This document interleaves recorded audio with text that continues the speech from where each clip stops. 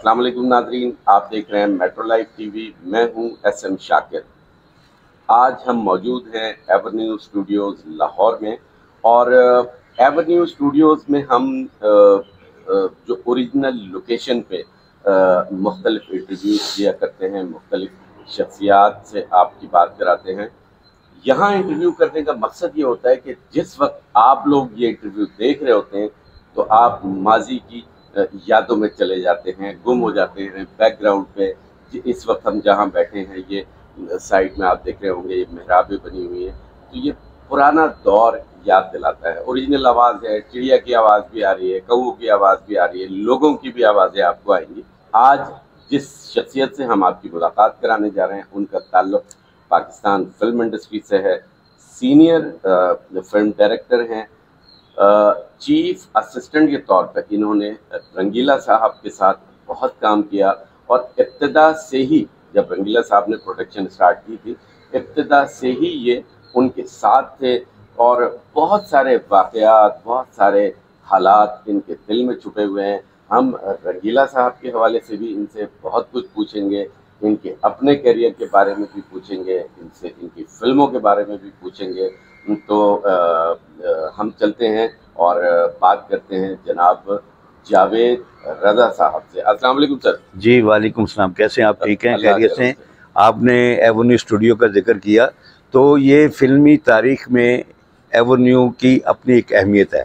अभी आप देखें कि एवेन्यू में सज्जाद गुल साहब ने इसको दोबारा रेवनेट किया है और करोड़ों रुपए खर्च कर दिए ताकि इसकी वो जो एक लुक थी उसको वापस लाए हैं जो शुरू में थी आगा जी गुल साहब के ओरिजिनल हालत में है।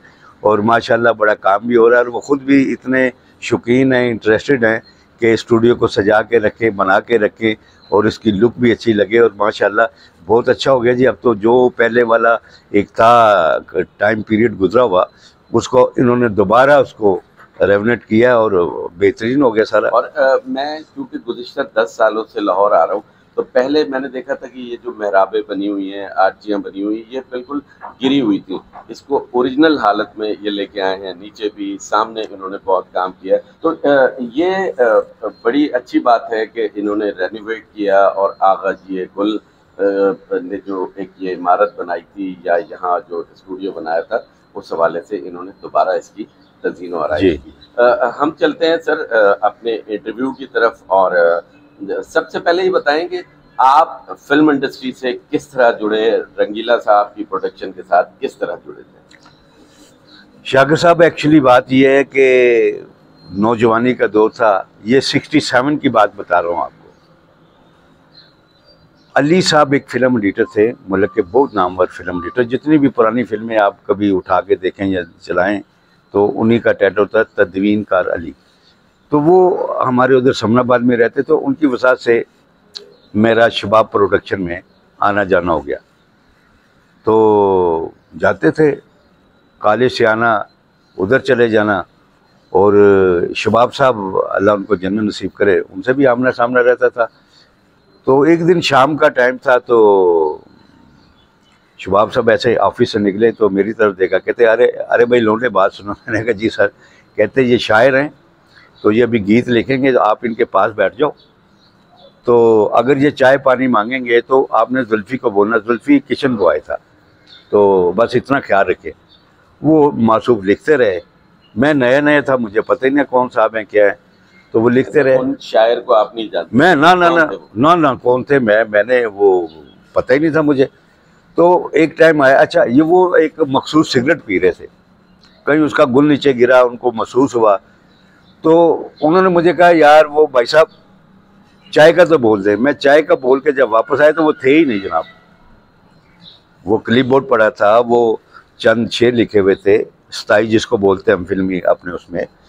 तो मैं देखा वो वहाँ पे क्या लिखा था, मोहब्बत में सारा जहां जल गया है, ज़मीन जल गई आसमां जल गया है। वो कहीं ज़मीन जल गई, वो जल गया था कालीन। तो मैं अब वो चले गया। दूसरे दिन पता चला कि वो मासूफ सागर सदीकी साहब थे। वो फिल्म इंसानियत का गीत था जो बाद में फरदौस बेगम पे पिक्चराइज हुआ और बकाया गीत शबाब साहब ने लिखा। तो ये कहानी वहाँ से शुरू होती है। फिर अली साहब के साथ ही स्टूडियो में आना जाना शुरू हो गया। तो रंगीला साहब के पास उन्होंने मुझे एज ए असिस्टेंट रखवा दिया। एडिटिंग में मैं लेता रहा इंटरेस्ट, मगर बड़ा खुश्क सा। तो रंगीला साहब, अब वो ज़माना था, रंगीला साहब की फ़िल्म बन रही थी दिया और तूफ़ान, तो उसका भी एक ऐसा है कि दिया तूफ़ान बन रही थी, बन गई, तो एक टाइम पे क्लैश आ गया 2 फिल्मों का। मोहम्मद अली साहब उस वक़्त टॉप पीरियड था, मोहम्मद अली, ज़ेबा बेगम का, और एस सलेमान साहब डायरेक्टर थे। तो एक ही डेट पे दोनों फिल्मों की रिलीज़ आ गई। यानी मोहम्मद अली साहब की भी कोई फिल्म थी, जैसे जानते नहीं, तो उन्होंने एक ही डेट आ गई, तो रंगीला साहब को कहा कि यार वो ब्लैक एंड वाइट फिल्म थी, ये कलर फिल्म थी, और उनका तोती बोलता था। तो खैर वो बात ना बनी, तो आगा जी गुल साहब के पास केस आ गया। आगा साहब ने कहा कि रंगीले, और तू गरीब आदमी है, क्यों बस, तो कहते रंगीला साहब के आगा जी मैनू तुसी ये दसो डेट पहले मैं दी कि इन्होंने दी है, डेट पहले मैं दी है। फंस गए ना, अड़ गए ना, दोनों फिल्में लग गई जी। फिर जो हशर किया दिया और तूफान ने, गा मेरे मनवा गाता जा रहे, पहले हिट हो चुका था। हमने ट्रैफिक रुकी देखी जी वो मैकलो रोड पे, और जैसे जानते नहीं उसके सामने कुछ भी ना बनी। तो ये एक रंगीला साहब के साथ दिया और तूफान, रंगीला, 2 रंगीले, दिल और दुनिया, मेरी मोहब्बत तेरे वाले, सुबह का तारा, कुबड़ा आशिक, फिर औरत राज, और भी फिल्में मुझे नाम नहीं। उसके बाद मैं खुद डायरेक्टर हो गया। तो भाई ये सफ़र अभी तक जारी है जनाब। रंगीला साहब की हम पहले बात करते हैं या बातें करते हैं। एक फिल्म उन्होंने बनाई थी कुबड़ा आशिक, तो आई थिंक उसमें भी आप साथ होंगे। जी जी जी जी। कुबड़ा आशिक का क्या बात थी कि जी वो सुना यह है, कहते लोग ये हैं कि जी उस वक्त तक वो बड़े प्राउड हो गए थे और वो बड़ी बड़ी बातें करने लगे थे कि जी मेरी फिल्म तो जो फ्लॉप हो ही नहीं सकती। तो वो क्यों फ्लॉप हुई, उसकी क्या वजूहत थी? अच्छा जी, रंगीला साहब ने जितनी फिल्में बनाई हैं, टेक्निकली पॉइंट ऑफ व्यू से ये सबसे बेटर और मजबूत फिल्म थी। अब वो आप प्राउडनेस वाली बात कर रहे हैं, उसको तो अलहदा करते हैं। होता है आदमी में जब इतना फेम होता है, थोड़ा बहुत चाल चलन और बदल जाता है, मगर उसकी जो मैं वजह समझता हूँ, क्योंकि वो रंगीला साहब का अरूज का दौर था और पब्लिक रंगीला साहब को हंसता मुस्कुराता देखती थी। उस फिल्म में रंगीला साहब पहली 13 रील्स में गूंगे हैं, बोले नहीं, कुछ नहीं। ये पब्लिक से बर्दाश्त नहीं हुआ। ये मेन वजह थी उस फिल्म के फ्लॉप होने की। अदरवाइज तो उसका म्यूजिक भी, तू हुस्न की देवी है मैं तेरा पुजारी, निशो पे, और वो औरंगजेब थे हीरो बीच में। तो वो महंगी तरीन फिल्म थी, यानी कि जितना भी वो टेक्निक बड़ी मजबूत फिल्म थी। और उसका ये आलम था कि लगने से पहले वो 3-3 हाथ बिक गई थी। एक first run, second run, third run, इतनी उसकी वो बनी हुई थी गुरुम। तो वो मगर जब लगी तो जीरो हो गई। लेकिन वो डाउनफॉल शुरू हो गया रंगीला साहब का। लोग ये कहते हैं कि शायद उस फिल्म में हीरो अगर कोई और होते, शाहिद साहब होते, वहीद मुराद साहब होते या कोई और, तो ये भी एक खामी थी फिल्म की। नहीं, मैं नहीं समझता। औरंगजेब अपने वक्त के खूबसूरत हीरो थे और एक फिल्म में तो नहीं काम किया, उन्होंने भी दर्जनों फिल्मों में काम किया।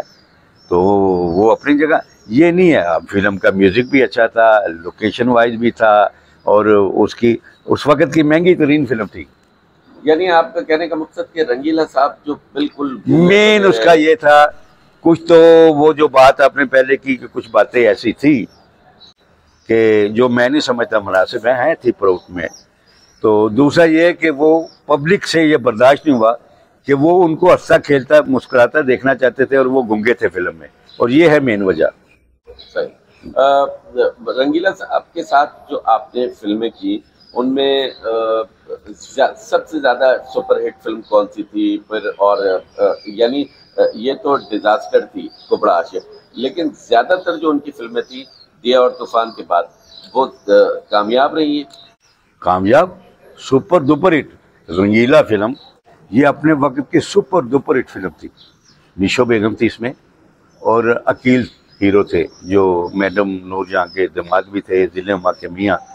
तो बड़ी सुपर हिट फिल्म थी। उसका एक गीत तो आज तक आप हवाई सफ़र करें या कहीं चलें, उसकी ट्यून बजती है, वे सब तो सोने। अच्छा, ये बात है, इस फिल्म के म्यूजिक डायरेक्टर कमाल अहमद थे।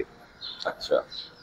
बाकी सारे गीत उनके थे, मगर ये एक गीत किसी को नहीं पता ये नज़ीर अली साहब जो म्यूजिक डायरेक्टर थे उन्होंने किया था, और ये बारी स्टूडियो में हुआ था, और उस वक्त का महंगा तरीन यानी 80 के करीब इसमें वायलिन वाले बैठे थे। इतना महंगा गाना था, जो जब 10-12 ऊपर से वायलिन वाले मिलते, उन्होंने रेडियो से, टीवी से, कहाँ से प्राइवेट तौर पे इतना बड़ा वो अपने पिक्चराइज भी उन्होंने बहुत अच्छा किया। हाँ जी, वो तो अपनी जगह एक बात है, मगर वो फिल्म बहुत हिट थी। उसके बाद उनकी दो रंगीले बहुत हिट फिल्म थी। अब मैं आपको बात बताऊं, दिल और दुनिया, एक दफ़ा मैं ऐसे हुआ कि एक वाक़या ऐसा है कि शाम के टाइम हम शूटिंग पैकअप करके एवेन्यू स्टूडियो में एंटर हुए हैं। तो ये जो मेन गेट है, जो सामने फुआरा भी है, तो ये साथ ही रंगीला साहब एस सुलेमान साहब का ऑफिस था, उसमें चले गए। तो मैं क्या देखता हूँ कि सामने फुआरे के उस तरफ एक लड़की जिसने सफ़ेद साड़ी पहनी हुई है, बड़ी गुड लुकिंग और बड़ी उसमें, तो मैं उसकी तरफ मुतवज्जा होकर उनके पास पहुँच गया। मैं भी नहीं जानता था, तो मैंने उनको कहा जी आप फिल्म में काम करेंगी? तो उसने मेरी तरफ देखा, कहती आप कौन है? मैंने कहा जी मैं रंगीला साहब का एसोसिएट डायरेक्टर हूँ। तो कहती तो मैं फिर किस लिए आई हूँ? मैंने कहा आप आए मेरे साथ। अच्छा जी, ना तो कोई फिल्म थी और ना कोई ऐसा काम था। मैं आपको बताना ये चाहता हूँ कि जब पल भर में नसीब बदलते हैं, ये अल्लाह ताला जब किसी को अपना रहमत के दायरे में लाते हैं, तो मैं उनको ले गया ऊपर।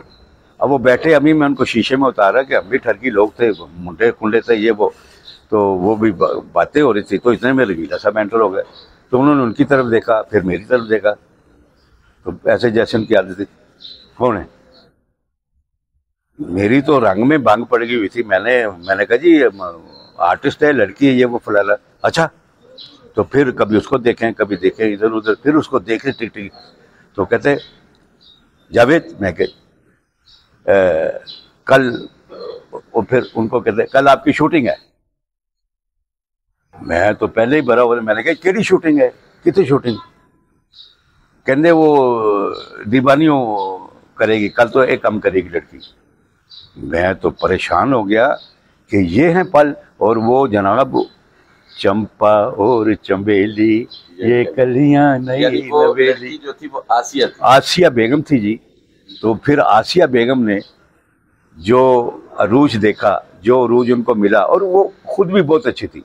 आसिया उस वक्त कोई काम कर रही थी? आसिया बेगम, मुझे नहीं पता था, आसिया बेगम उन दिनों में एक सपोर्टिंग रोल कर रही थी शबाब साहब की फिल्म इंसान और आदमी के लिए। तो वो आई, तभी तो आई थी स्टूडियो में। तो ये उनकी पहली एज ए हीरोइन फिल्म थी दिल और दुनिया, और वो फिल्म इतनी हिट हुई। और वो फिर हमारे जब तक वो बनती रही, आसिया बेगम से मिलना जुलना, घर में आना जाना, ये वो एक दोस्ताना माहौल रहा। तो वो देखे ना, फिर उसके क्रेडिट पे मोरा जट पाकिस्तान की सबसे हिट फिल्म है।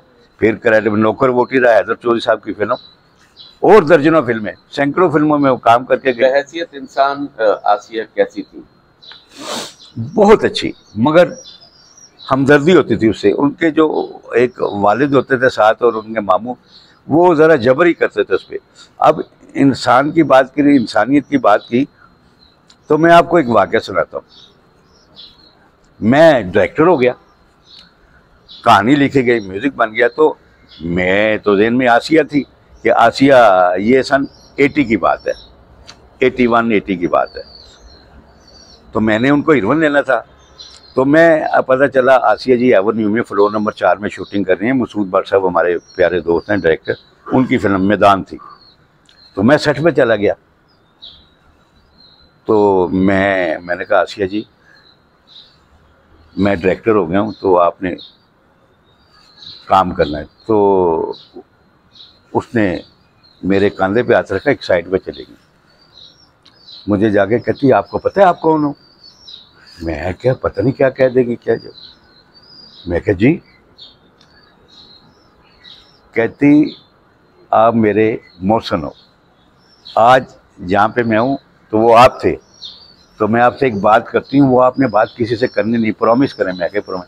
कहती ठीक 1 महीने बाद मैं ये इंडस्ट्री छोड़ जाऊँ। मैंने कहा अभी तो आपका इतना बूम पीरियड चल रहा है। कहती नहीं, मैं औरत हूँ ना, औरत की भी ख्वाहिश होती है उसका घर हो, उसके बच्चे हों, तो मैं नहीं चाहती कि आपकी फिल्म बीच में फिर छोड़ के कैसे जाऊँगी। तो ये उन्होंने मुझे कहा कि ये बात अपने तक है। फिर उसके बाद वाकई वो 1 महीने बाद चली गई, फिर वो वापस नहीं आई। लेकिन बहुत सारी बातें इस हवाले से हैं कि जी उनके साथ किसी ने बदतमीजी की थी, कोई मेकअप रूम का मामला था, कोई कुछ इस तरह के। वो क्या लोग बात को बतंगड़ बना देते हैं। ये बात सही है कि वो अपना स्टूडियो ऑफिस में मेकअप कर रही थी, शूटिंग जारी थी।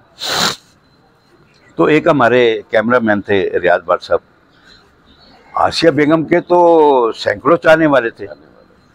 वो उनकी वो जब मेकअप कर रही थी तो उस कमरे में वो चले गए, तो वो उसने माइंड किया, वो भी ज़रा उन्होंने भी अपने माहौल में थे।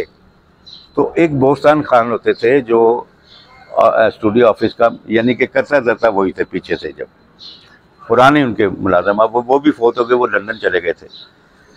तो वो बदतमीजी हुई थी, यानी उन्होंने बदतमीजी तो की थी। हाँ, ये ऐसा बोला, मगर इससे आसिया बेगम इतनी डिसार्ड हो गई कि यही वो मेन वजह थी कि उन्होंने इंडस्ट्री को खैर बातें सोच लिया कि मैं ये छोड़ दूंगी। अब बेसिकली तौर पे वो अच्छी खातून थी, बहुत ही अच्छी थी, जितनी तारीफ की जाए। वो भी दुनिया में नहीं है, अल्लाह उनको जन्नत नसीब करे। लास्ट टाइम पे उनकी आज से 5-6 साल हो गए जब उनकी डेथ हुई है। तो ये ऐसी कहानी है।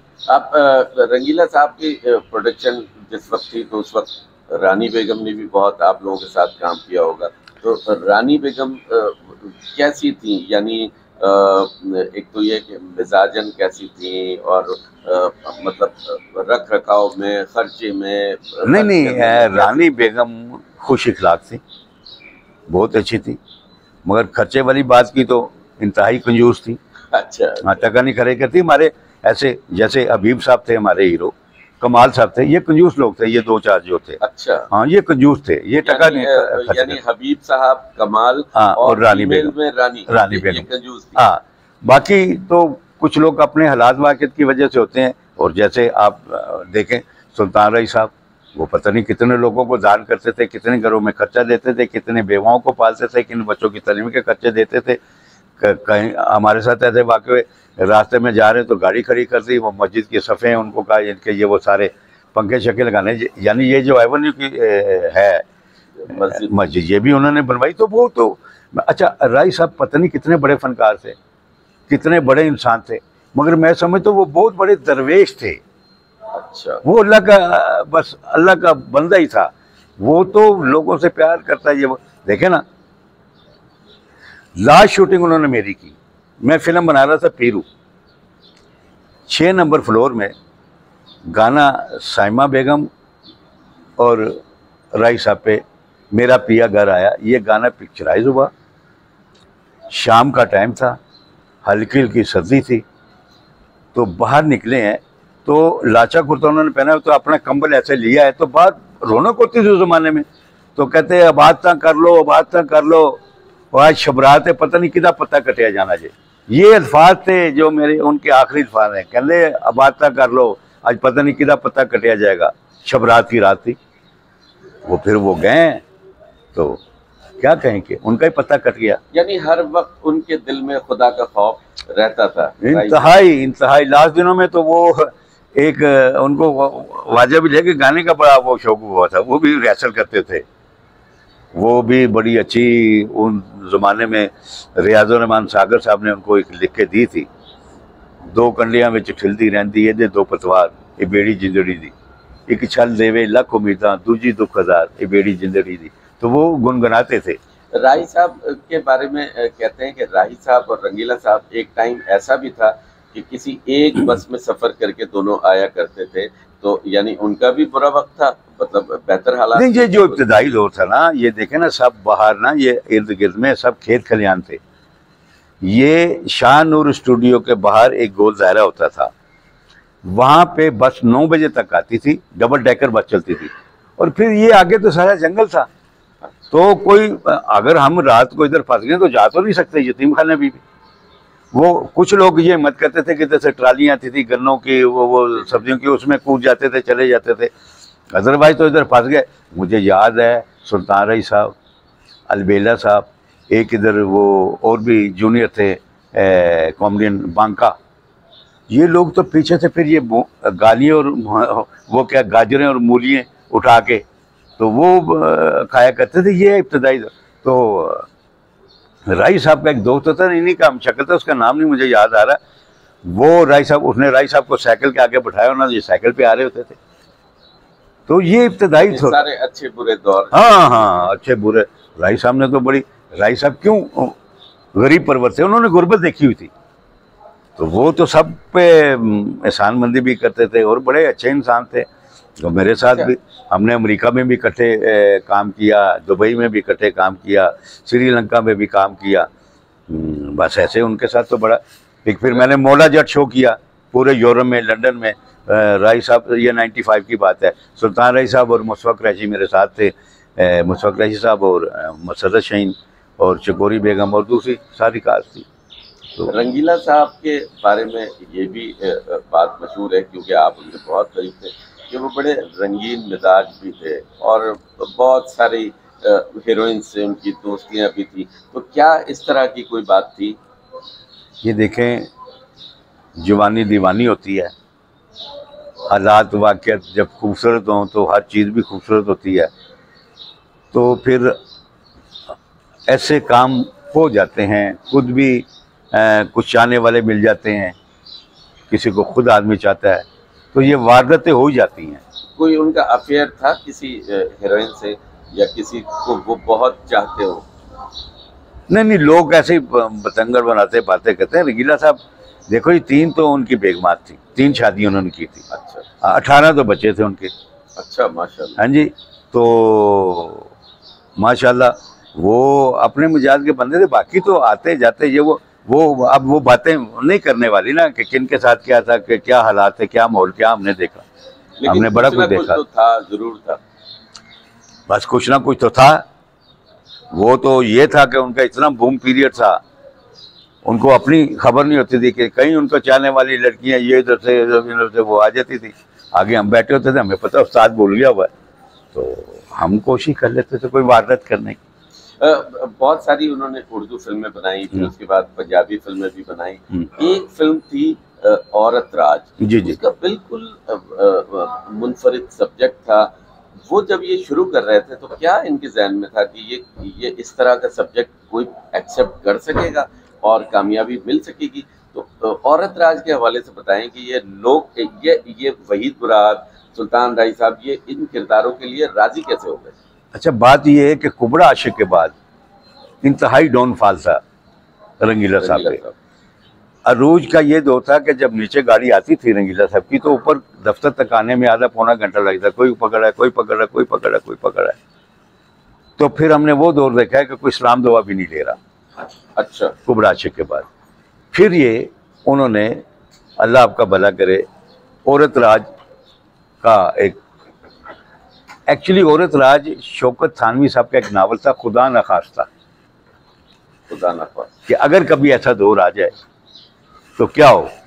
तो वो उस नावल से माखूज थी, तो जाहिर है उनके देन में आया। उसमें उसका स्क्रिप्ट, ये सारा कुछ उन्होंने खुद ही रंगीला साहब ने तहरीर। हाँ, वो रंगीला साहब बोलते होते थे, मैं लिखता होता था, वो हम आपस में बैठ के सारा कर रहे थे। रंगीला साहब ने आम तौर पे, तो बाकी जो फिल्में जो बड़े काम किए हैं, बशीर नियाज़ साहब पाकिस्तान फिल्म के इतने बड़े राइटर थे, मेरे हिसाब से उनके पाए का अभी तक कोई नहीं आया। आप देखें ना, बशीर नियाज़ साहब को चाहे आप बंदिश फिल्म ले लें, ज़िंदगी ले लें, या पाकिस्तान की सबसे हिट फिल्म आईना ले लें, या पंजाबी में नौकर वोटीदा ले लें, साला साहब ले लें, तीरानी, जितनी फिल्में, बशीर नियाज़ बहुत अच्छे इंसान और शरीफ आदमी थे, वो भी दरवेश टाइप के आदमी थे। तो बशीर नियाज़ साहब ने ज़्यादा काम किया। तो लेकिन औरत राज हमने खुद बैठ के वो बस, हाँ, कोई जोड़ तोड़ करते रहे, कोई मशवरा ले लेते थे उनसे भी, मगर वो औरत राज जैसे बनी, फिर उसमें यह था कि वो उल्ट फिल्म थी, लड़के औरतें बनी हुई थी, औरतें मर्द बनी हुई थी, यानी कि मर्द दूल्हा बनता है मर्द दुल्हन बनती है और औरत दूल्हा बनता है। तो ये था उसमें। फिर औरतों की हुकूमत होती है, रानी बेगम जो थी वज़ीर आज़म होती है मुल्क की। तो ये जो वहीद मुराद साहब का रोल था, ये एक तवाइफ होते हैं हीरा मंडी में, जो तवाइफें बैठती हैं। तो मुझे याद है कि एक दफ़ा इधर शूटिंग हो रही थी, तो वहीद मुराद साहब ने वही लेडी ड्रेस, वही वो सारा वो नस्ली पहनी हुई। तो इनकी जो बेटी थी आलिया मुराद, वो बच्ची थी अभी, तो वो कहीं आई ड्राइवर के साथ, तो वो उन्होंने अपने बाप को नहीं पहचाना, वो ऊपर आए तो वो उसने रोना शुरू हो गया, चीखो पुकार शुरू हो गई। तो ऐसे कई वाक़यात होते थे। अब एक दफ़ा ऐसे हुआ, वो महल का सेट लगा हुआ था, तो उसमें रंगीला साहब का बेटा भी था, छोटा बच्चा, जो बाद में फिल्म खूबसूरत शैतान में हीरो भी आया। तो वो एक शॉट ख़त्म हुआ तो लाइटिंग शुरू हुई, तो मैं ज़रा फ्लोर के बाहर आया, तो पीछे से रंगीला साहब की आवाज़ है, जावेद। मैं पलटा, मैं अंदर गया, ओ जावेद। मैं अब करीब पहुंचा, मैं कहा जी सर। वो बच्चा कहाँ है? अब मैं उनकी तरफ देख रहा हूँ कि मैं इनको क्या कहूँ, बोलते नहीं हो। मैं कहता हूँ वो बच्चा कहाँ है, बताओ वो बच्चा कहाँ है। मैं कही बच्चा तो चुके है, बच्चा खुद उठाया हुआ अपना, वो उसको मारा था पड़े, कहते तू भी नहीं बोलता। तो ऐसे बड़े वाकयात हैं वो, ये तो कहीं आपके वो बन जाए। लेकिन हम औरत राज की तरफ फिर आते हैं, तो औरत राज का ये लगता था आप लोगों को कि ये सब्जेक्ट है, ये क्लिक कर जाएगा, लोग पसंद कर लेंगे, और वहीद साहब और ये सुल्तान राय साहब ने एक्सेप्ट कैसे किया, ये बताएं। वो इसलिए किया कि ये उल्ट था, ये तो काम उन्होंने पहले किया ही नहीं हुआ था। तो एक होता है ना, अब देखे ना सुल्तान राय साहब कहाँ गड्ढा था, कहाँ कत्ल गारत हैं, तो कहाँ वो हाथ में कबूतर लिए हुए, तो वो रानी बेगम से इज़हार मोहब्बत करते हैं, कहती कबूतर कैसे उड़ा, तो कैसे ऐसे उड़ा, तो कहते फल्ला हम तो कुछ कह भी नहीं सकते, ये सुल्तान राय साहब कह रहे। तो ये था अपना लव सीन। तो वो एक उसमें जिद्दत थी ना, अदादापन था। बाकी तो अब हाँ सारे एग्री हो गए, सबने काम किया। और फिल्म कैसी गई? फिल्म बहुत अच्छी गई, वो उनको सहारा मिला रंगीला साहब को। यानी कुबड़ा आशिक के बाद जब इन्होंने ये औरत राज बनाई, तो इस फिल्म ने उन्हें सहारा दी, और फिर आके फिर दोबारा हिट जो हुई वो सोना चांदी हुई। सोना चांदी, हालांकि इन बिटवीन आई कुल्ली शुल्ली 2-3 फिल्में फ्लॉप हो गई, सोना चांदी फिर हिट हुई, और फिर अल्लाह ताला ने उनको फिर वो उनका काम। मैंने तो ये देखा ना कि रंगीला साहब का ये टाइम था कि डिस्ट्रीब्यूटर उन दिनों रॉयल पार्क में जो फिल्म खरीदने के लिए थर्ड पार्टी आती थी, तो वो जैसे ये देखते थे कि मैडम नूरजहां के गाने हैं, तो इसी तरह पूछते थे कि रंगीला है। हालांकि कास्ट में मोहम्मद अली साहब होते थे या नदीम साहब या दूसरी बड़ी कास्ट, मगर वो कहते थे रंगीला साहब भी हैं। तो ये उनका एक टाइम था, और अल्लाह ताला ने ऐसा रूज दिया, तो बस चलता रहा ये सिस्टम। आपने इस स्टूडियो में बारी में बड़ी बहारें देखी हैं। जी जी। आज बड़ी वीरानी सी है, सन्नाटा सा है। एक हमारे जो डायरेक्टर होते थे अनवर कमाल पाशा साहब, आपने शायद उनका भी थोड़ा थोड़ा दौर देखा हो। बिल्कुल मिले हैं जी, मैं उनसे मिले भी हैं, उनसे आशना भी हैं। फिर जो बड़े डायरेक्टर होते थे, हसन तारिक साहब पाकिस्तान का बहुत बड़ा नाम, हाँ जी, और इसी तरह दूसरे भी डायरेक्टर, हमने तो खलील कैसर साहब को भी देखा है। और बस ये देखें अरूज जवाल हमने यहाँ पे बड़ा देखा है, यहाँ पे अपनी भी कहानी है। अब देखें ना, रंगीला साहब का मैंने बताया कि जब जवाल आया तो कोई इस्लाम दुआ नहीं ले रहा। इसी तरह अनवर कमाल पाशा साहब, पाकिस्तान फिल्म इंडस्ट्री का वो बड़ा नाम, वो सतून, ये वो जो इब्तदाई हमारे थे ना, जैसे शौकत साहब रिजवी साहब, मुंशी दिल साहब, खलील कैसर साहब, कमाल पाशा साहब, ये तो बड़े लोग थे।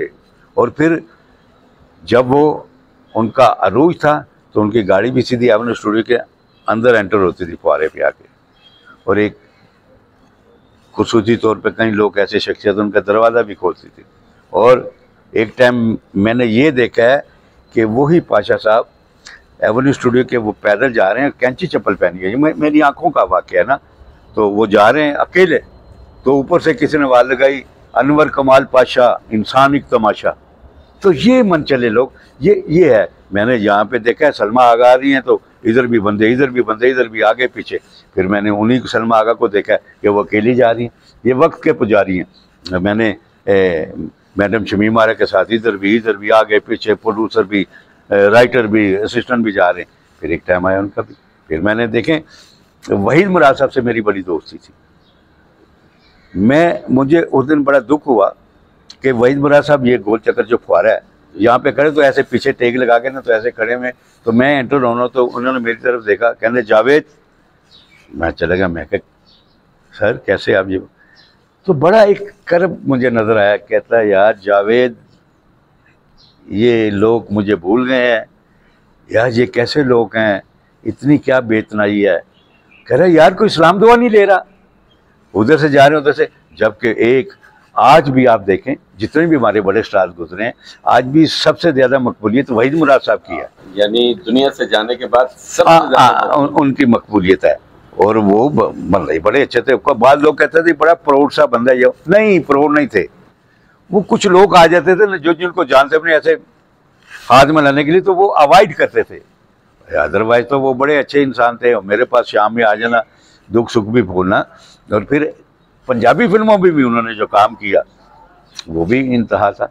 मस्ताना माही, सही नहीं मेरा माही मेरे भाग जगह आ गया, हाँ जी, तो वो देखें वो भी। अच्छा, ये वहीद साहब के हवाले से लोग कहते हैं, और ख़ास तौर पे उनके फ़ैन, लेकिन बहुत सारे लोग ये कहते हैं कि जी हीरो का जो लफ्ज़ था, यानी अदाकार तो सारे थे, मोहम्मद अली साहब सबसे बड़े एक्टर थे या समझे जाते थे, लेकिन क्या आप इस बात की तायद करते हैं कि हीरो का कॉन्सेप्ट था वो वहीद मुराद साहब के हिस्से में आया? नहीं, हमारे बड़े और भी आर्टिस्ट आए हैं, ये नहीं है, मगर वहीद मुराद साहब की अपनी क्लास थी, अपनी वो मुनफरिद। समझेंगे ना। अब नदीम साहब कोई कम हीरो थे, शाहिद साहब का अपना एक वो था, मोहम्मद अली साहब की अपनी वजह। मोहम्मद अली साहब ये देखे ना, ये लोग कब आएंगे। मेरी ये फिल्म थी कभी प्यार ना करना, तो मेरे प्रोड्यूसर आए हुए थे अमेरिका से, तो बुध का दिन था, वो कहने लगे यार जावेद साहब हफ्ते को ओपनिंग रखने, मगर हमारी एक शर्त है।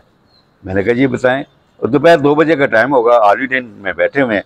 कहते यार इसके चीफ गेस्ट जो होंगे ना, ओपनिंग सेरेमनी मोहम्मद अली साहब करेंगे, तब होगी ओपनिंग। मैंने कहा ठीक है जी, कोई बात नहीं। मैंने गाड़ी पकड़ी, चला गया मोहम्मद अली साहब के घर। वो गनमैन को मैंने बोला, मैंने कहा साहब से बोलने के जवेद आया। खैर वो अंदर गया, उनका वो गेट से सीधा जाके ना वो था अपना गेस्ट रूम, वो आया, कहता आ जाए सर। मैं गया, जाके बैठे, अभी 2 मिनट भी नहीं हुए तो मोहम्मद अली साहब आ गए। अरे मुन्ने तू किधर आ गया, खैरियत है?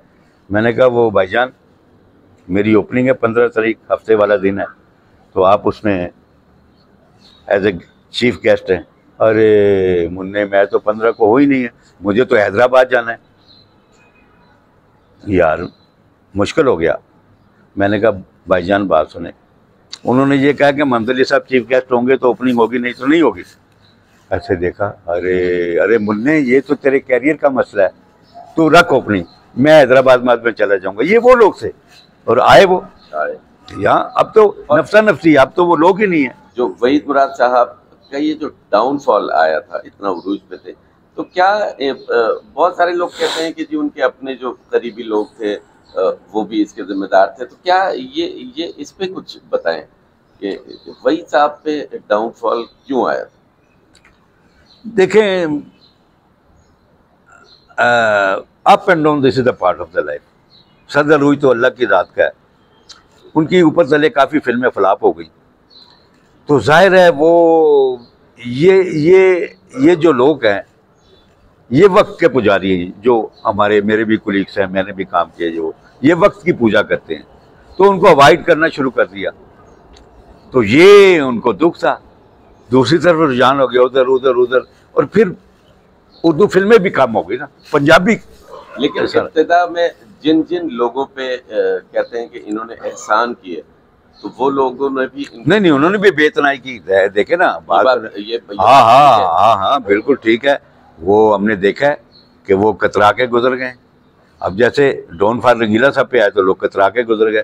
वो जो रंगीला साहब जिनको सलाम करते हैं, जैसे वहीद मुराद साहब को सलाम आगे पीछे, वो खत्म हो गई। यानी इस बात का दुख उनको जरूर था कि जिन पे उन्होंने एहसान किया उन्होंने इनका साथ। मैं नाम नहीं लेना चाहता, वो चंद ऐसे डायरेक्टर थे जिन्होंने बेतनाई की, और वो दुख था उनको। मुझे तभी तो कहते यार जावेद, यार ये कैसे क्या लोग हैं। इसका मतलब है सेंसिटिव ओ तभी ये फील करते थे। फिर वो फीलिंग तो अच्छा इंसान, और जाहिर है कि हर किसी का ख्याल करने वाला, जब उसके साथ बेतनाई होगी तो उसकी फीलिंग तो आएगी ना, उसको दुख तो होगा। इस इंडस्ट्री का ये जो ड्रॉबैक आया है, ये इतना यानी जो आज हाल है, आप क्या समझते हैं? जैसे इंडिया से जो लोग माइग्रेट करके आए थे, उस वक्त उन्होंने स्टूडियोज बनाए, फिल्में बनाई, 80 तक तो बहुत अच्छा कुछ सब कुछ चल रहा था। अचानक ये सब कुछ तब्दील क्यों हो गया और आज जो हालात है यहाँ तक क्यों पहुंची है इंडस्ट्री? एक्चुअली 70 और 80 की जो दहाई है ना, ये फिल्म का अरूज पीरियड है, क्योंकि जुल्फ़िकार अली भुट्टो साहब का दौर था और ऐसी फिल्में होने 150 फिल्म लगी एक साल में, और हर वीक में 3-4 फिल्में लगती थी। वो अरूज का दौर था। उर्दू भी देखें, आर्टिस्ट कितने थे। आप उर्दू में चले जाएं तो आप मोहम्मद अली साहब, नदीम साहब, वहीद मुराद साहब, दरपन साहब, संतोष साहब, शाहिद साहब, हैं जी, और बहुत सारे। और फिर पंजाबी में आते थे इजाज साहब, हबीब साहब, सुल्तान रईस साहब का अपना टाइम आ गया, फिर मुशफ़क़ रईस साहब भी एज ए विलन हीरोशिप में आ गए, और इकबाल हसन साहब हमारे, और यूसुफ खान, मैंने शायद पहले भी नाम लिया, सदीर साहब, इतना बड़ा नाम, हाँ जी। तो ये अब लड़कियों में आते हैं तो एक उधर ज़ेबा बेगम, दीबा बेगम, शबनम बेगम, रानी बेगम, हाँ जी, बहुत सारी। इधर फिर पंजाबी में तो सलोनी बेगम, शीरी, फरदौस बेगम, नगमा बेगम, देखे ना, नजमा बेगम, फिर आलिया, ऐसा नाम। तो काफ़ी, मुमताज़ बेगम, फिर अंजुमन बेगम का दौर आया। तो ये चलता रहा। और मगर फिल्म की जो ज़वाल का है, आप कह रहे हैं, वो यकसानियत है एक तरह की। और मैं समझता हूँ सबसे बड़ी बात है, जब झूठ और मुनाफिकत पे आ जाना सारी चीज़ें, तो फिर बर्बादी होती है, फिर ज़वाल आते हैं, और नीयतें ख़राब हैं, झूठ बोल रहे हैं। और मेन वजह जो हुई ना, फिल्म की भरमार हो गई, तो डायरेक्टरों ने क्या किया, ठेके पे फिल्में बनानी शुरू कर दी। अच्छा, ये वो मेन वजूहत है। जब ठेके पे फिल्में बनी ना, अपना बचाओ जाती बाढ़ में जाए, तो ये वो फिर कुछ लोग ऐसे आ गए फिल्में।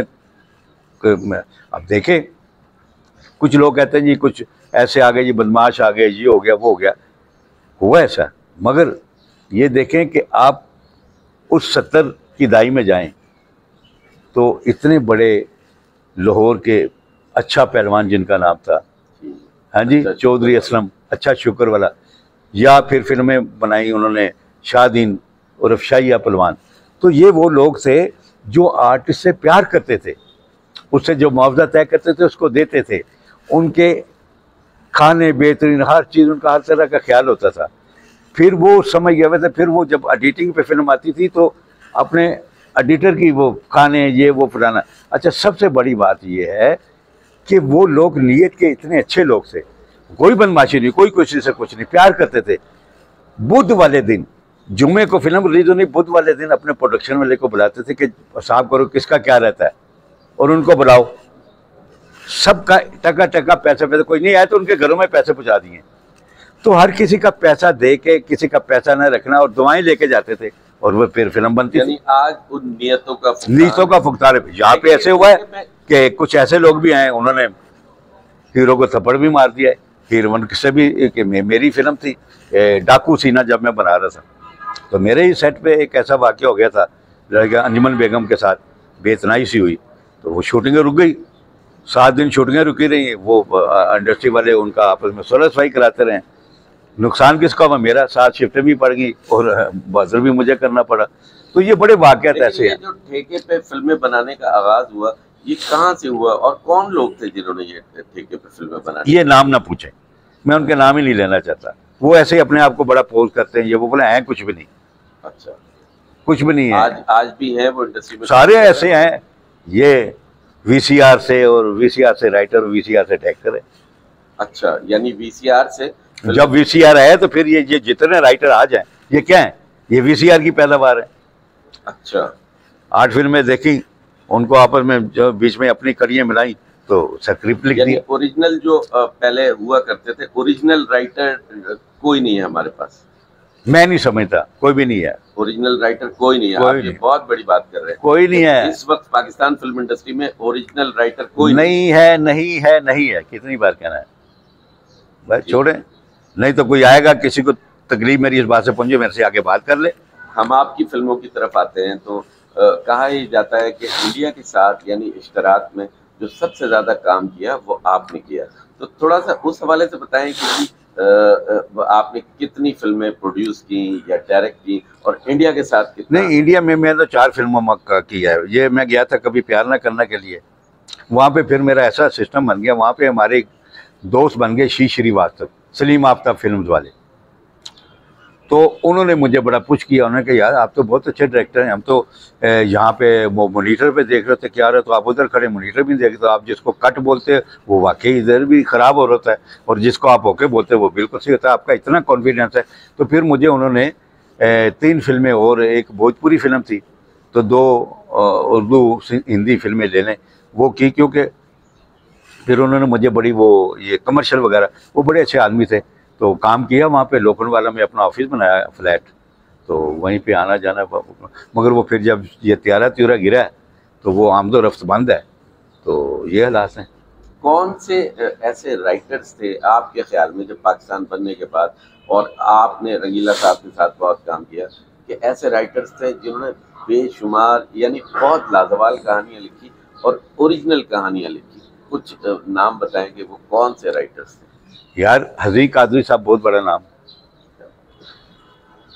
तनवीर काज़मी साहब, बहुत हिट फिल्म है इनके पे जान। तो फिर ऐसे भी राइटर थे, एक राइटर थे अरशद साहब गालबन का नाम, जिन्होंने आंसू फिल्म लिखी थी। फिर आगा हसन इम्तिसाल, तहजीब। अच्छा, हाँ जी।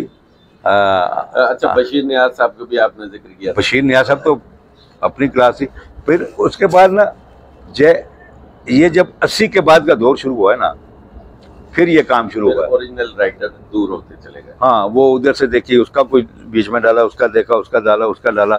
ये आज जितने भी राइटर वही हैं, तो मैंने तो सबको हर हालत में देखा। अच्छा, रंगीला साहब कभी कॉपी या कोई जैसे बुक से तो माकूल नहीं, रंगीला साहब रीमेक किया ना। अब दिया तूफान क्या थी फिल्म, जीनत थी प्री पार्टीशन की, वो ऐसी फिल्म उठा लेते थे। दिल और दुनिया क्या थी, चार्ली चैपलिन की फिल्म सिटी लाइट थी। अच्छा, तो ये ऐसे था। 2 रंगीले, वो क्योंकि उनका वो बना हुआ, तो बशीर नियाज़ साहब ने उसको पेंट किया, रंगीला भी बशीर नियाज़ साहब ने बड़े अच्छे तरीके से उसका वो सारा किया। आज की हम फिल्मी हीरोइंस की बात करें तो हमारे यहाँ माजी में बाज़ार हुस्न से बहुत सारी हीरोइंस आई और वो बड़ी बाअदब हुआ करती हैं। हाँ, बिल्कुल सही है, बिल्कुल सही। लेकिन आज जो लोग ये कहते हैं, वो ये कहते हैं कि जी वो जो हीरोइंस जो कोठों से आई और आज की हीरोइन जो कोठियों से आई हैं, लेकिन अदब आदाब उन कोठों से आने वाली जो हीरोइंस का बहुत था, और ये कुछ बदतमीज भी हैं और कुछ वो इनमें वो है ही नहीं। आप ये देखें, आप सन 90 से पहले चले जाएं, हमारी ज़्यादातर हीरोइंस वहीं से आई, मगर आपने ये नहीं सुना होगा कि कोई हीरोइन कहीं मुजरा करने गई है या किसी और मकसद के लिए कहीं गई है। ये वो लोग इस 4 दीवारी को अपना घर समझते थे। आप ये देखने तारीख हुआ है, इश्क भी हुआ, शादी भी हुई, तो अपने या किसी प्रोड्यूसर डायरेक्टर से या अपने हीरो से हुई, और शादियाँ हुई। मिसालें हैं ज़ेबा, संतोष, ठीक है जी, और ज़ेबा और मोहम्मद अली साहब, तो ऐसी रानी नगमा हबीब, रानी हसन तारिक, तो ये बड़ी मिसालें जितनी जितनी याद करेंगे। तो ये वो लोग थे, उन्होंने महसूस नहीं होने दिया कि हम कहाँ से हैं। ये जो आई हैं, बस ये तो किसी और मकसद के लिए आई हैं। फिल्म स्टार का तो टाइटल लगवाया इन्होंने।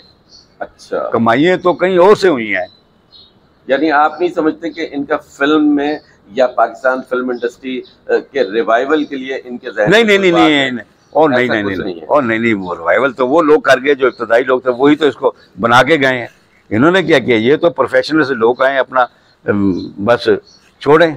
और वो रख रखाव में अदब भी थी। हाँ, पहले वाली हीरोइन थी। नहीं, अब देखें, इनमें भी चंद देखा है ऐसी आई। अब मैंने देखे, मैं इंडिया में था तो 2 हीरोइनों को मैंने देखा वहाँ पे इंडिया में। एक वो मीरा बेगम, बस क्या देखा, जो देखा।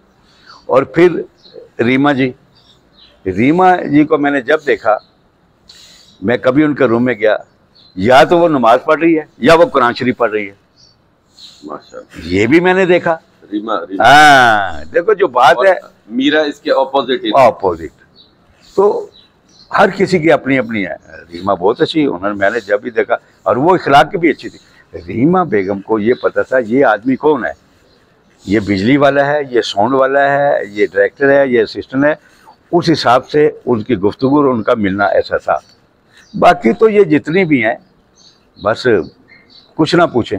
वो कहते पंजाबी के मिसाल, इस सब बोलते कुछ ना बोल, ये है, बाकी कुछ नहीं है। अभी आप क्या समझते हैं कि जी फिल्म इंडस्ट्री बेहतरी की तरफ जाएगी, दोबारा कभी वो दौर वापस लौटेगा, या बिल्कुल सारी उम्मीदें दम तोड़ गई? देखें जी, कल की बात तो अल्लाह ताला की ज़ात जानती है, कल किसने देखा है, मगर मेरे नज़दीक ये ख़त्म हो गया है, कुछ नहीं है, दिलासा है। देखें, सारे लोग तो जो जीनियस लोग थे, वो कैमरामैन, वो डायरेक्टर, वो एक्टर, वो ये वो फलाना, सब तो अल्लाह को प्यारे हो गए। किसी ने कोई सुनवाई नहीं की। यहाँ पे आज 76 साल हो गए हैं, जो भी हुकूमत आई उन्होंने कहा जी हम इंडस्ट्री के लिए ये कर देंगे, इंडस्ट्री के लिए वो कर देंगे, आसमान से तारे टूट जाएंगे। किसी ने कुछ किया? आज तक कुछ नहीं किया। किसी ने इसको इंडस्ट्री कबूल किया? नहीं किया। अब हमारे जो वकील हजरात हैं, इनकी सोसाइटीज़ बनती हैं, इनको प्लाट मिलते हैं, जो साफ़ी लोग हैं उनके लिए सोसाइटियाँ बनती हैं, कानूनियाँ बनती हैं। फिल्म इंडस्ट्री ने जितना टैक्स फिल्म इंडस्ट्री ने दिया है, ये देखें ना, ये जो यादगार पाकिस्तान है, जब ये बन रही थी तो उस वक़्त 1 रुपया टिकट पे फालतू चार्ज किया गया सिर्फ उधर देने के लिए। उस वक्त जब ये बन रही थी तो 7 रुपए की रेत की बोरी थी, 5 रुपए वो लेता था और 3 रुपए मजदूर लेता था। ये उस ज़माने की बात है। तो फिल्म का क्या बूम टाइम था, कितने लाखों रुपए इनको जाते रहे। तो ये भी, और फिर कहीं सैलाब आया या कोई तूफान आया, इंडस्ट्री चली आगे बढ़ी है, ज़लज़ला आया है, इंडस्ट्री ने किया सारे जो भी किया। मगर इस इंडस्ट्री का किसी ने नहीं सोचा, ये नहीं सोचा इन्होंने कि इन लोगों की भी कुछ सोसाइटी। आप देखें, अल्लाह आपका भला करे, 88 मुहतरमा बेनज़ीर की हुकूमत आई तो जहांगीर बदर साहब मरहूम वो मिनिस्टर बने कल्चर के। वो आए इधर बारी स्टूडियो में, क्या रंग और नूर था, क्या उस वक्त टाइम था। सारे आर्टिस्ट, खाना पीना, टेक्नीशियन, ये वो, उन्होंने कहा जी हम आपको प्लाट भी देंगे, हम ये भी करेंगे, वो करेंगे। बड़े कुछ भी नहीं हुआ। फिर सन 90-92 की बात है कि शेख रशीद साहब कल्चर मिनिस्टर बने नून लीग की हुकूमत में। वो भी आए, ये हो जाएगा, वो हो जाएगा, वही नक्शा फिर से आया, वही रोने, पूरा मेले, आ रहे लोग, जा रहे, ये वो तकरीरें हो रही है। आखिर में वो भी चंद हसीनाओं के फ़ोन नंबर लिए और वो भी चलते बने। इसी तरह ये जो इमरान खान साहब की हुकूमत आई, इसमें भी वो जितने थे, ये सूबाई के, ये वो फलाना, वो ये कर देंगे, वो कर देंगे, वो सब दिलासे झूठ। अब ऊपर तो नहीं पता ना, ये लोगों को ऐसे दिलासे देते हैं, किसी ने कुछ किया ही नहीं। अब ये देखें, ये आर्टिस्ट सपोर्ट फंड देते हैं 5000 रुपये, वो गरीब लोगों के लिए, और गरीब लोगों में वो डायरेक्टर भी हैं। 5000 रुपये यहाँ का जो पीएन है उसने लिखे तो उसको भी 5000 मिलता है, या कोई हमारा सीनियर डायरेक्टर है तो उसको भी 5000 मिलता है। अच्छा, 5000 का आजकल कफन भी नहीं आता, और अगर उसको 5000 को साल पे ले जाएं तो 60,000 बनता है। 60,000 का भी 30-35 मिलता है, वो भी कभी 4 महीने बाद, कभी 2 महीने बाद, कभी 6 महीने बाद, तो वो भी नहीं मिलता। वो किधर खुर्द-बुर्द होता है, उसको भी नहीं पता। बाकी तो छोड़ दें, किसी ने क्या करना है। अब यहाँ पे तो जब ये हालात होंगे, और अब ये देखें, ईद थी, 6 महीने हो गए, ये बेचारे लोग हमारे पास रहे, भाजी को तो कुछ नहीं है, वो फलाना प्रोजेक्ट हो गया, ये वो फलाना प्रोजेक्ट हो गया। यार वो 5000 रुपये में भी कोई अपनी दवाई ले लेता होगा, या बच्चे की फीस दे देता होगा। ईद कैसे गुजरी होगी उनकी, किसी को नहीं पता जी। ये हम तो ये कर देंगे जी, हम तो वो कर देंगे, ये नदियाँ बहा देंगे। आखिरी सवाल मैं आपसे ये पूछना चाह रहा हूँ कि आपने रंगीला साहब के साथ बहुत काम किया। मैडम नूरजहां ने रंगीला साहब की बहुत सारी फिल्मों में प्लेबैक सिंगिंग की। मैडम नूरजहां के हवाले से ये मशहूर है ये बात, और मैं इसकी तस्दीक या तरदीद आपसे चाह रहा हूँ कि वो अपने आगे जो है वो किसी भी गुलकारा को टिकने नहीं देती थी। यानी वो चाहती थी कि जी ये मुझसे नीचे ही रहे। और रूना लैला एक आर्टिस्ट थी, शायद उन्हें वो कहते हैं लोग कि रूना लैला नूरजहां जी के प्रेशर की वजह से कराची वापस गई, और निसार बज़मी साहब भी उन्हीं के प्रेशर की वजह से गए। क्या इस तरह की कोई बात है? देखें, मैडम नूरजहां उनकी अपनी क्लास थी। अगर हम आए ना कि बर्रे सगीर में 4 सिंगर ऐसे हैं जो एक सदी में एक पैदा होता है। आप पाकिस्तान से मेहंदी हसन साहब को ले लें, मैडम नूरजहां को ले लें, वहाँ से रफ़ी साहब को ले लें और लता जी को ले लें। ये वो 4 लोग हैं जो सदी में एक आता है। बाकी आते हैं बड़े बड़े नाम। अब रूना लैला बहुत अच्छी गुलकारा थी, बहुत अच्छी, हमारे तो साथ उन्होंने भी काम किया। मैडम नूरजहां खाइफ ज़रूर होती थी, किसी को थोड़ा सा वो, मगर वक्ती तौर पे हंसती मुस्कुराती थी और फिर बात करनी नया बढ़िया, मैं मेरा मकसद करो से कि मैं करा। मैडम नूरजहां से मेरा इतना तल्लुक़ था कि वो मेरी माँ बनी हुई थी, वो बहुत प्यार करती थी मेरे से। तो ये जो गुलबर्ग वाला घर सा लिबर्टी के गोल चक्कर बाप तो नहीं है वो। तो ये भी था कि वे पुत्र कभी वो उधर आया करे तो माँ वाला आके खाना खा लिया करो। मैं चला भी जाता था, गपशप भी होती थी, और उन्होंने मेरे साथ तो बड़ा अच्छा सलूक किया हुआ। अब ऐसी माँ मैंने नहीं देखी कि 3 गाने हो रहे हैं एक दिन में, 22-22 हज़ार रुपया एक गाने का। ये कब की बात है? जब 100 रुपये मरला जगह देती, 200 रुपये मरला इधर आते थे। वो ये जो हम स्टूडियो में बैठे, ये साइड पे ये इकबाल टोल में, तो एक चौधरी साहब इधर आया करते थे। कहते यार ले लो तुसी 8,000 रुपये नहीं ले लो 2 कनाल, 4,000 दे दो तो 4,000 रुपये पैसे असी ताश दे विच इकट्ठा कर लांगे। उस जमाने में मैडम नूरजहां 1 रुपया नहीं कि हाँ ये बात है, टका नहीं छोड़ना उन्होंने। मगर वो कैसी माँ थी कि वो 3 गानों के पैसे ले जाके शाम में अपनी औलाद में बांट रही होती थी, किसी को नहीं छोड़ती थी। तो ये मैडम नूरजहां में बड़ी कोई प्रेशर उन्होंने कभी किसी को नहीं, मैं नहीं समझता वो, मैं नहीं समझता। ये देखें मेरी बात सुने, कभी कोई बात तो आपसे भी हो जाती होगी, मेरे से भी हो जाती होगी कि जी अब हर बंदे का अपना मिजाज होता है। मुझे याद है कि हसन तारक साहब इधर शूटिंग कर रहे थे, ये 1 नंबर फ्लोर में। अब इंतज़ार किसका हो रहा है? रानी बेगम का, और वो लेट हैं।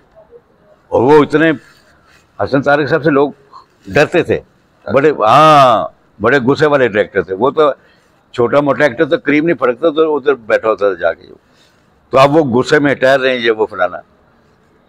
सारे आ गए हैं, मोहम्मद जी साहब हैं, शाहिद साहब हैं, और लोग हैं सेट पे जितने भी हैं। अब रानी बेगम जब आई हैं तो उन्होंने कहा पैकअप। सब मुंह देख रहे हैं, अब बोले कौन? अब वो ये थी कि मैं वाइफ हूँ। उन्होंने कहा कल टाइम पे आना, चलो जाओ। ये एक असूल पसंद लोग थे। और वो आज नहीं है। आज के डायरेक्टर्स तो जो एक्टर हैं वो डायरेक्टर्स पे चढ़े होते हैं। ये बात सुनी है मैंने। ये आपने सही सुनी है, मगर हम देखें, हम उस्ताद वाले हैं, हमें काम आता है या नहीं आता, हम मिट्टी हैं या सोना है। मगर हम एक्टर को उसके करैक्टर के लिए मानते हैं। वो हम पे वारिद हो वो नहीं हम मानते। बड़े बड़े एक्टर ये वो, मैं कह, मेरी बात सुने, जो मैं कह रहा हूँ वो करें, हमें ना बताएं। यहाँ पे तो ऐसे हुआ है कि कहीं, अब क्या मैं नाम लूँ, शान साहब के बारे में भी बड़ा ये मशहूर है कि जी वो खुद कैमरे पे आ जाते हैं अक्सर। मुझे अस्करी साहब ने भी बताया और बहुत सारे लोगों ने। तो ये किसकी कमजोरी है? ये डायरेक्टर की कमजोरी है ना। सूदी भास्कर साहब से भी उन्होंने कर दिया, परवेज राना से भी, संगीता बेगम एक दफ़ा सूदी पढ़ने तो कह दिया यार बस। मैं फिल्म बना रहा था कुड़ी मुंडा राजी, तो उसमें एक दिन शूटिंग हो रही, शाम में अभी कोई आधा घंटा रह गया था। तो मैंने वो कैमरा मैन हमारे मियाँ जावेद, मैंने कहा लाइटिंग कराओ, छोटा सीन कर लिया। अब वो लाइटिंग कराया था अपना शान साहब, ओ ऐसे तो ऐसे ऐसे ऐसे। मैंने उसकी तरफ देखा, अच्छा, मैंने कहा मियाँ साहब लाइट कराओ। वो लोग आ रहे, मैंने उसके सेक्रेटरी को बुलाया, वो अशरफ थे, वो आर्टिस्ट भी थे, अशरफ चिट्टा बोलते थे उनको, वो सेक्रेटरी थे उनका। मैं कहा इधर आ, कल तो मेरे सेट थे ना अभी। अच्छा जी, क्यों है? मैं क्या बस मैं बर्दाश्त नहीं कर सकता, मुझे काम आता नहीं आता मुझे। मैंने मैंने नहीं लिया जी, पैसे जो दिए थे पैसे भी मेरे गए, मैंने आज तक नहीं मांगे। बस ठीक है। अब हम क्या जाने, मुझे याद है मैं इधर ही शूटिंग कर रहा था, तो 4 नंबर फ्लोर में फिल्म डाकू सीना सी गाल पर, तो मैडम नीलो आई हैं, क्या हाल है तेरा, ठीक ठाक, ये वो फलाना। मैं कह जी हाँ। कहती वो अड़िया कहती थी, जैसे नगमा बेगम भी, ये रानी बेगम, ये इनका होता था, वे अड़िया की कर रहे। कहती अड़िया गल सुन, वो बाहर मेरा पुत्र बैठा ही गड्डी च, तो शर्मांदा अंदर आन तो लाया जरा जाके। मैं गया तो गुपलू साहब बच्चा, वो मुनकी शनकी पहनी, वो ये शान साहब थे, मैं इनको लेके आया। अच्छा। तो वो और फिर वो सारे काम फिर वो हमें बताएंगे तो हम क्यों माने। हमने तो यहाँ पे ऐसी ऐसी हीरोइनें देखी हैं कि जिनके घर पे गए वो एक कमरे में रहती थी, और घर में कलीन की बात नहीं मैं करता, दरी की बात नहीं करता, ये मस्जिद में जो सफ़े होती है उसमें सोते पूरा खानदान। और वही हीरोइनें पराडो में भी हमें मिली हैं। अच्छा। हाँ, फिर पराडो में सफर किया। पराडो में भी मिली, ये वो फलाना। क्या वक्त का ऐसा धारा है यहाँ पे। वही जो बात आप वाली आ गई ना कि उन्होंने उस तरीके से कमाए ना, फिर वो पराडो तो नहीं आती ना। अच्छा, अभी आपने कार्ड का जिक्र किया था, तो हमारी बहुत सारी फनकाराएं पुरानी भी ऐसी थी कि जो जो जो रात में बैठ के कार्ड होता था, वो पता नहीं कौन सा, हाँ, वो महफिलें जमती थी, वो बैंक वगैरह कहते थे। वो इधर एक माहौल था एवन स्टूडियो में भी, जब हम लोग फारिग होते थे रात को, डायरेक्टर एक्टर ये वो, तो रात को कार्ड खेलते थे। इसी तरह सहेलियाँ भी थी आपस में, हीरोइंस भी, वो अपने अपने घर में वो चंद सहेलियाँ इकट्ठी हो गई, अपने में नाम नहीं लेता किसी का, वो भी खेलती थी। तो ये एक टाइम पास करने की वजह से एक वाकया शबनम जी के घर पे भी हो गया था कि जी वो उसमें फिल्म का कोई बंदा वाबस्ता नहीं था। अच्छा, फिल्म के लोग ना ना ना ना, वो तो अलग, वो एक कहानी है, फिल्म लाइन से उसमें कोई नहीं, वो अपने तौर पे बनाते थे। मैं फिल्म के लोगों की बात कर रहा हूँ, वो ऐसे हुआ, वो उनका अपना एक जाती सा था, वो उनके अलग से प्राइवेट तौर पे मिलना मिलाना। बिल्कुल। अब ये लास्ट क्वेश्चन कि बहुत सारी हीरोइंस थी उस दौर की, कौन ऐसी हीरोइनें थी या कौन सी ऐसी हीरोइंस थी जो टाइम की बड़ी पंक्चुअल थी, अदब आदाब में बहुत अच्छी थी, आपने किन को बहुत अच्छा पाया? अच्छा, अगर आप टाइम के पंक्चुअल की बात करते तो वो शबनम बेगम थी। अच्छा। और तालिब साहब। अच्छा, आवाज तालिब साहब। हमें याद है एक दफ़ा सुबह 7 बजे की शूटिंग थी, और कहाँ, ये गंगाराम अस्पताल के करीब, शबनम बेगम थी उसमें।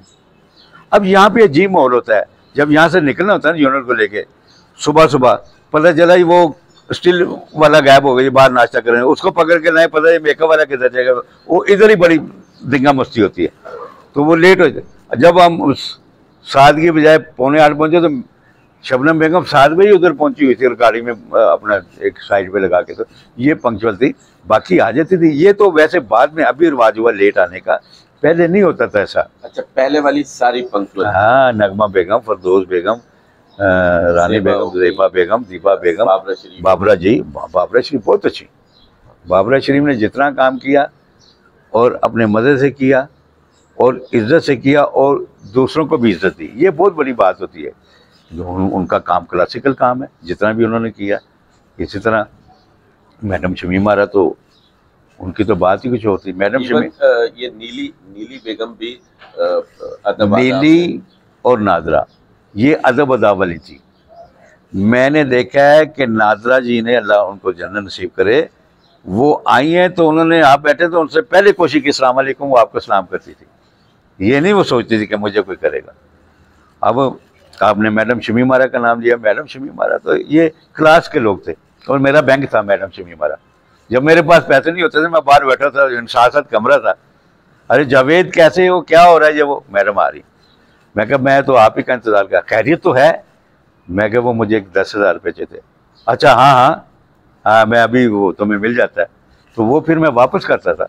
मगर वो ये इसी तरह हैदर चौधरी साहब भी मेरा बैंक था, जब मेरे पास पैसे नहीं होता है, कौन से फ्लोर में शूटिंग, हाँ ओए वो जो पड़ेगा पेजे कुछ, और मैं वो वापसी हमारी थी। तो ये ऐसे। चले सर, बहुत शुक्रिया, आज काफ़ी तफसील से आपने हमें मुफस्सिल जवाब। ये तो कई किस्तें बन सकती हैं हमारे पास। हाँ बिल्कुल, इंशाल्लाह इसी तरह की एक और नशिस्त हम फिर रखेंगे और आपसे ज़रूर मुलाकात करेंगे। और आपके टाइम देने का सर बहुत शुक्रिया।